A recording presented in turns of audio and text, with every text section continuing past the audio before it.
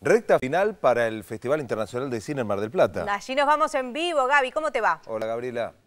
Muy buenas tardes para todos. Efectivamente estamos terminando ya esta edición, la número 28, que mañana entregará sus premios y ahí sabremos quién se lleva todas las distinciones. Buenísimo, Gaby, te preguntamos por la competencia, ya que este es un festival de competencia. ¿Hay alguna favorita? Yo suelo no consultar a otros periodistas. En principio, favorita mía, me gustó Siete Salamancas, me gustó Choele, me gustó Diamante. Hay muchas películas que muestran la esencia del ser humano en distintas geografías. Eso me parece súper interesante.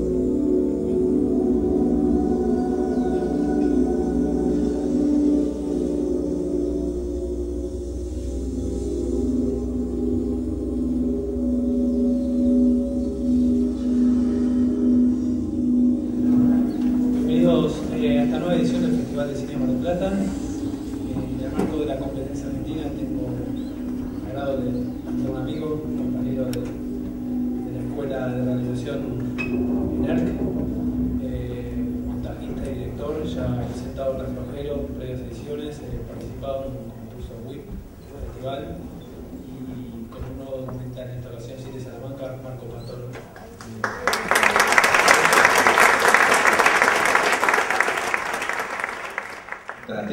Mi búsqueda fue más bien tratar de representar todos estos sentidos y estos símbolos, estas distintas capas de significados que tienen incluso las mismas imágenes, ¿no? Pueden significar una cosa u otra en distintos contextos o en distintos personajes.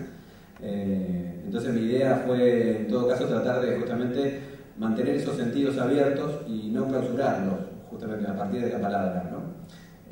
Por otra parte también es un documental en el cual, es un trabajo en el cual intenté de alguna manera experimentar nuevas formas cinematográficas que no venía trabajando en mis películas previas. Yo previamente hice un documental muy largo que se llama Rastrojero, Utopía de la Argentina Potencia, que es un documental expositivo, histórico, sobre la historia de la industria nacional, desde el peronismo hasta el 2002 más o menos. Y bueno, en ese caso había sido justamente, por un lado, una factura bastante clásica, tradicional, digamos, en sentido positivo, ¿no? Y por otro lado también una temática muy argentina, ¿no? Muy local, si se quiere. Entonces, en este, que fue un poco mi segundo proyecto, pero que después terminó siendo un poco el tercero, en el medio hice otra cosa porque no pude terminar no podía avanzar con entonces bueno, terminé haciendo otro mediometraje. La búsqueda fue justamente lo contrario, digamos, ¿no? Tratar de experimentar un poco más en el terreno de lo formal y tratar de buscar un tema que fuese más universal, que fuese compartido por otras culturas, por otros pueblos que no necesariamente conocieran la historia de la Argentina, ¿verdad? Y bueno, fue un poco esta búsqueda y digo, me parece interesante la pregunta porque me hace... Sí, me retrotrae también a mucho de lo que fue el trabajo de investigación, sobre todo en el montaje, digamos, ¿no? De la búsqueda a través del montaje. Quiero aprovechar también el momento para hacer un reconocimiento y un agradecimiento enorme a la montajista, co-montajista que está acá, que la mencionaba, Maura del Pero. La hemos importado especialmente desde Italia para tenerla en la película. Y les pido un aplauso, ya que estamos.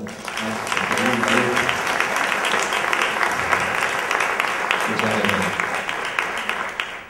Decía, Maura me ayudó muchísimo justamente en la construcción de este punto justo de información y de contemplación, ¿no? En todo caso, ¿no? Que me parece que era la fórmula que había que tratar de encontrar para sostener un relato sobre este tema más que nada, ¿no? Sobre esta temática. Sin traicionarla, porque de lo contrario, justamente explayarse demasiado sobre el misterio sería justamente destruirlo, digamos, ¿no? Sería desmitificarlo. Justamente es lo opuesto a lo que yo siempre quise hacer, quise mitificar toda esta zona, todas estas historias, toda esta cultura argentina, antes que nada, latinoamericana, tan potente, tan rica, tan profunda que tenemos y que es desconocida para todos, digamos. Y que es desconocida porque creo también que no ha sido presentada de la manera correcta, de la manera suficientemente atractiva para que el público se acerque y se comunique y se reconozca en esta materia, ¿no? En todos estos sentidos, en todas estas historias, ¿no? En los contenidos de estas cosas que han habido, me parece, tristemente, en Argentina pocos artistas que se hayan dedicado un poco a este tipo de cosas. En el cine, el único que más o menos recuerdo es Leonardo Fabio con La Señora Puy y el Lobo, donde hay algunas, de estos mismos topos, de algunas de estas mismas temáticas idénticas a la Salamanca, ¿no? Hay momentos donde van a la Salamanca, está la bruja, el diablo y demás. Pero bueno, siendo tan bello y tan potente, tan interesante, tan misterioso y demás, por alguna razón que no es demasiado extraña, digamos, ¿no? Es este imperialismo cultural que nos viene dominando desde hace tanto tiempo, bueno, nunca nos hemos enterado, así que, bueno, mi búsqueda era justamente generar ese universo y generar esa lírica, esa mística alrededor de estas historias, y hacer esta opción me parece que iba a encontrar. Sí, de quechua, efectivamente. En realidad, una cosa también extraña que nos pasa en este país es que no nos entendemos entre nosotros directamente, ¿no? Un porteño se pone a escuchar a un cordobés hablando por la tele y no le entiende nada, digamos, ¿no? Lo digo yo también que soy cordobés. Entonces, una cosa que pasaba justamente en las primeras proyecciones, en los primeros momentos en los que fui investigando la película, es que cuando mostraba la película sin subtítulos, como lógicamente uno lo vería, digamos, si está bien grabado el sonido, nadie entendía nada, básicamente. Así que bueno, la opción fue desde el principio subtitular toda la película, que bueno, fue también quizás por ahí una decisión un poco, ¿no? Como considero que hablan mal, digamos, no fue ese el sentido, sino fue el sentido sencillo de que somos un país multicultural que no lo asume, ¿no? Que jamás se lo ha planteado. Tenemos esta idea de esta cultura blanca, cristiana, occidental, que no es así, es solo en Buenos Aires y en algunas grandes ciudades, no en toda la ciudad completa. Entonces, bueno, pasan estas cosas. Y también conviven en nuestro país idiomas milenarios como el quichua, que, bueno, que han sido incluso combatidos, ¿no? Durante años por la educación de la generación del 80 en adelante, esa forma de concebir el mundo, fue combatido específicamente, digamos, ¿no? La escuela primaria y secundaria, primaria más que nada, en Santiago del Estero intentaba que los chicos dejaran de hablar en quichua, digamos, dejaran de usar el quichua y usar solo el castellano. Bueno, tristemente tuvieron suerte y quedan muy poca gente, muy pocas quichuistas por Santiago, pero bueno, todavía los hay, y desde hace unos años también viene un movimiento de reconocimiento de eso, ¿no? Que intenta revivirlo, ¿no? Que intenta buscar un poco estas fuentes y, bueno, resucitar un poco esta cultura, en definitiva, ¿no? Que el quichua es solo una parte más de toda esta cultura, ¿no? Del norte argentino. Pero sí, era quichua. Gracias.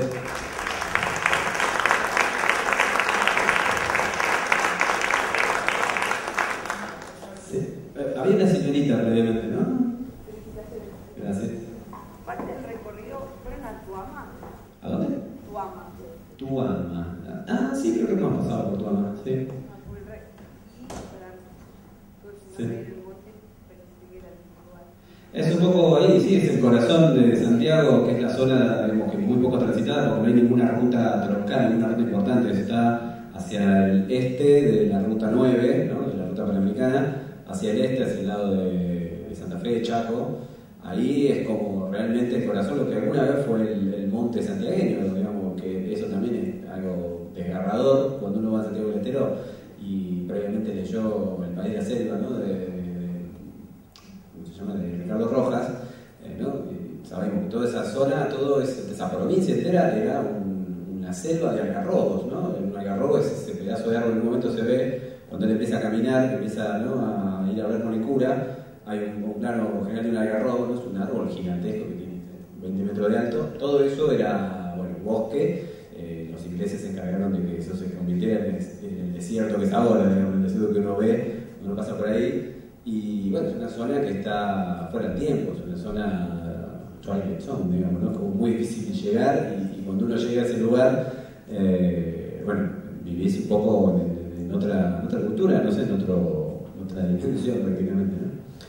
Pero sí, es ahí, Salavina, digamos, ¿no? La zona de Salavina, Tuama, Telares,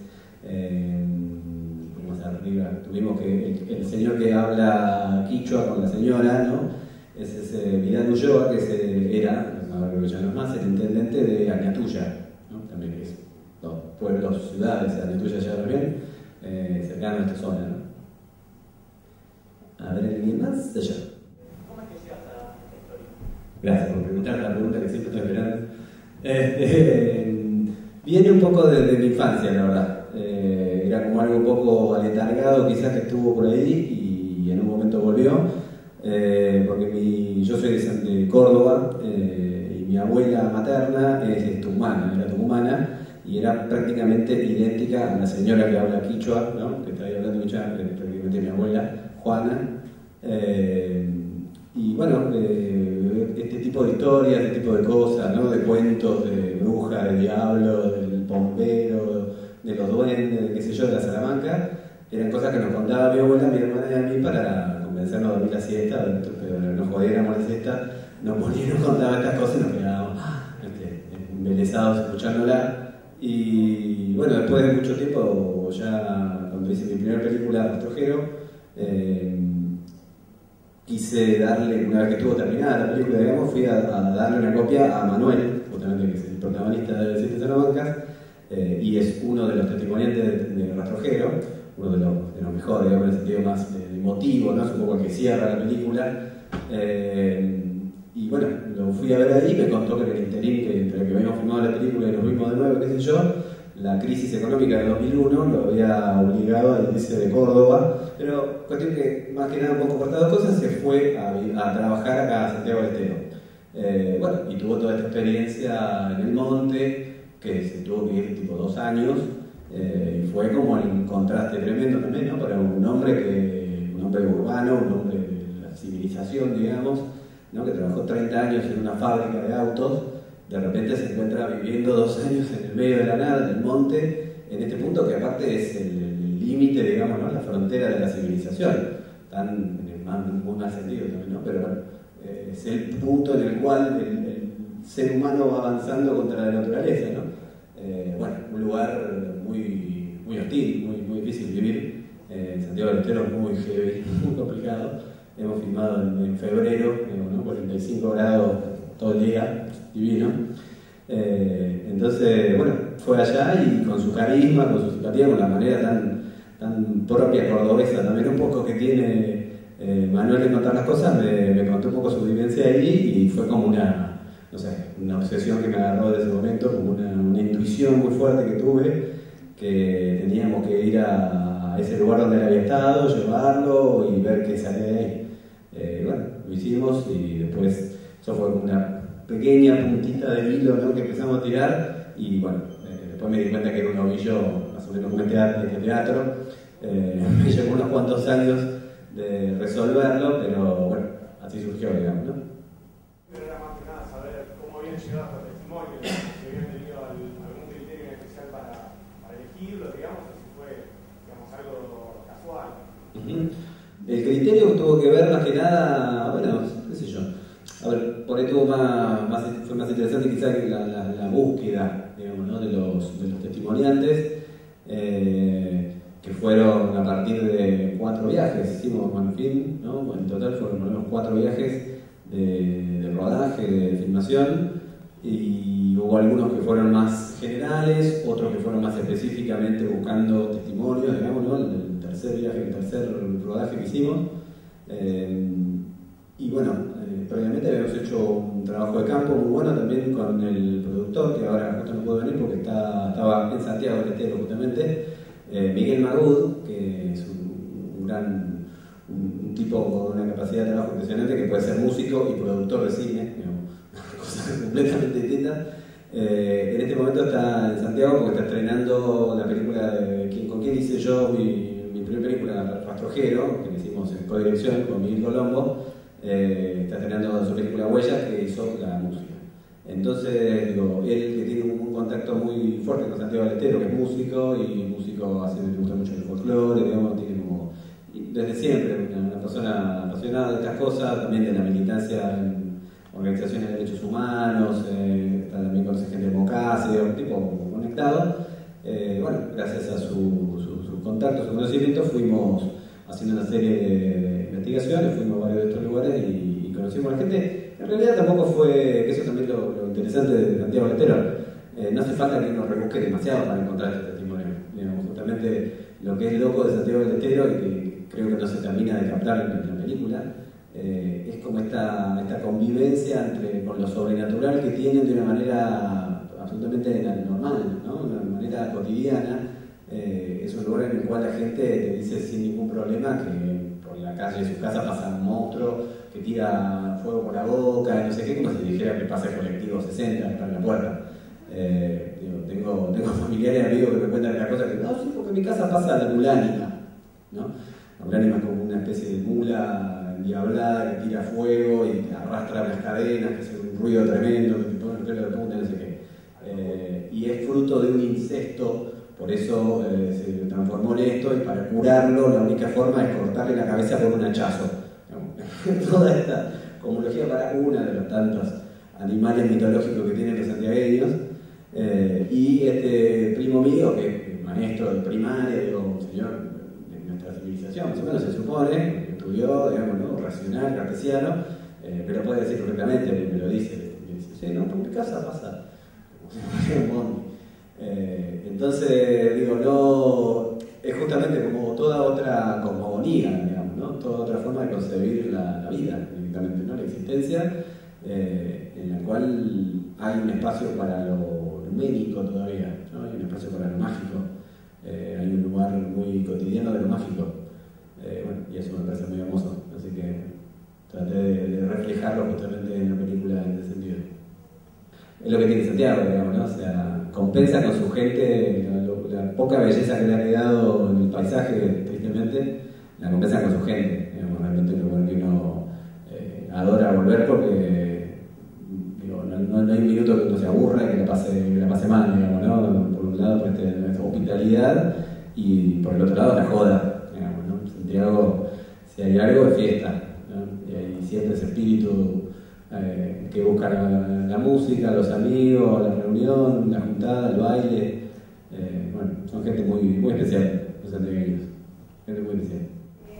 Te quería decir, bueno, que me pareció fascinante toda la trama, el tema, pero algo que me impactó mucho es que sea uno de los pasos para llegar al demonio, digamos, de arriba del hombro, ¿no?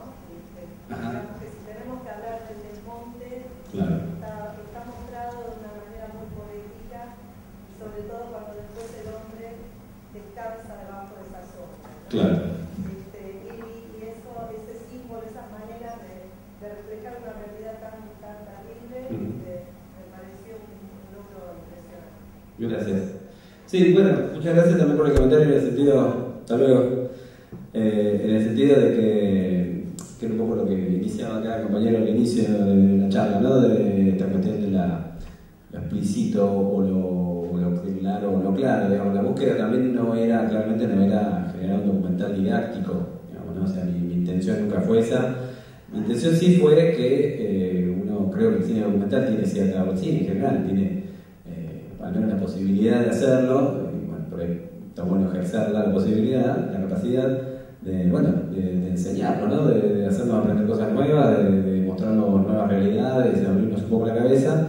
En ese sentido quería aprovecharlo lo más posible, pero sin que eso conspirase contra lo que me parece que es la esencia más importante de esto, que es esta cosa, esa sensación mágica. Entonces, digo, siempre tratamos de priorizar el clima, la atmósfera a la información, ¿bien? Y justamente también otra búsqueda que fue valorizarla también, digamos, ¿no? Porque justamente nosotros hablamos de la Salamanca y hablamos de todas estas tradiciones, pero estamos hablando también siempre un poco la lengua del enemigo, si se quiere. Estamos hablando lo que ve el cristianismo del otro lado, ¿no? Lo que ve el conquistador, lo que ve la cultura que dominó esa cultura, ¿no? Un poco habla también, digo, porque también la cultura dominada necesariamente en un momento tiene que aceptar ese discurso que viene arriba, ¿no? Y entonces surge toda esta cuestión del mal, digamos, ¿no? O sea, de cuál es el mal, digamos, es un poder enorme ser la persona que puede determinar cuál es el bien y cuál es el mal, bueno, da mucho poder. Entonces, digo, también me pareció que era interesante tratar de desestigmatizarla, si se quiere, ¿no? A la Salamanca, porque como está concebida desde siempre, como está transmitida, es siempre el lugar de lo otro, de lo extraño, de lo maléfico, digamos, ¿no? O sea, del diablo, en ese sentido. Pero bueno, justamente no es el diablo, es el Supay, que no es exactamente lo mismo, no es el diablo español.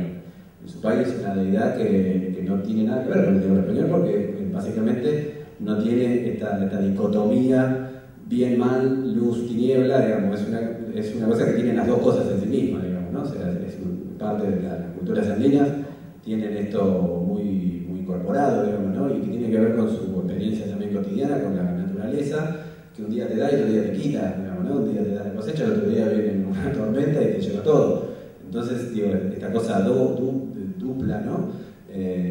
Conviven en esta figura del Supay, pero ese es el Supay, no el diablo, ¿no? Para el español, para el conquistador, el Supay era el diablo, el demonio. A vos sos el demonio, te puedo matar perfectamente. Me tiene que agradecer Dios que me va a llevar a una parte más linda, más alta, ¿no? Porque lo maté al diablo. Entonces, para cambiar un poco eso, manipulé, si se quiere, poéticamente, muchos de estos elementos, como por ejemplo los pasos, ¿no? Los pasos de iniciación, tradicionalmente, digamos, no están en el orden en el que están mostrados en la película, digamos, ni significan para la tradición ortodoxa, si se quiere, lo mismo que significan para mí, digamos, ¿no? Entonces me parece que justamente es necesaria una resignificación de todas estas culturas y de todas estas tradiciones, de estos modos de pensar las cosas, porque, bueno, si no seguimos primero repitiendo como loros y repitiendo algo que en definitiva nos perjudica a nosotros, ¿no? Así que bueno, muchas de esas cosas fueron, fui tratando de simbolizarlas en otra cosa o transformarla, pasarla, digo, justamente de una palabra a una imagen, a un sonido, bueno, para que de esa forma también el espectador mismo pueda, ¿no? Generar su propio juego, su propio universo, viendo con qué esos significantes se chocan en su cabeza y lo van a hacer pensar en algo seguramente. Es muy probable que sueñen esta noche, que es una cosa que me han dicho algunos, que les pasa después de la película, ponen su sueño medio raro. Pero bueno, es esto, digamos, ¿no? Me parece que es importante resignificarlo, pararse en otro lugar. Me parece que acá viene alguien a echarnos, viene el poder, viene el imperio. Muy bien, nos vamos. Muchísimas gracias. Muchas gracias.